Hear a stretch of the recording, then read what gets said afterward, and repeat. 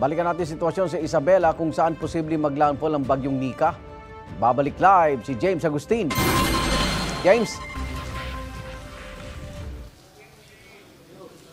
Good morning. Patuloy yung pag-ulan na nararanasan dito sa Ilagan City sa Isabela. Kung minsan malakas yung buhos ng ulan at kung minsan naman ay humihina yan at may kasama pa yan ng hangin pero hindi naman kalakasan. Yung ganyang sitwasyon po ay kanang simulang madaling araw pa nararanasan sa iba't ibang lugar dito sa lalawigan. Wala pa naman naitalang pagbaha pero may mga inilikas ng pamilya sa mga coastal municipalities ng Dinapigue, Divilacan, Maconacon at Palanan. Umabot na yan sa 443 families o katumbas sa 1,137 na individuals.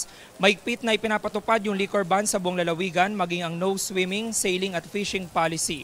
Naka-red alert status ang Emergency Operations Center ng Provincial Disaster Risk Reduction and Management Council. Samantala ikang katatapos lamang nung pagpupulong na isinagawa dito ng dalawang team na ipapadala sa bayan ng Etiague maging sa San Agustin at ngayon paalis na sila mula dito sa Operations Center ng PDRMC. Dala-dala nila, nakita natin may mga dala-dala sila mga rescue equipment, kabilang na yung rubber boat. Yung muna ilitas mula rito sa Isabela, ako po si James Agustin para sa GMA Integrated News.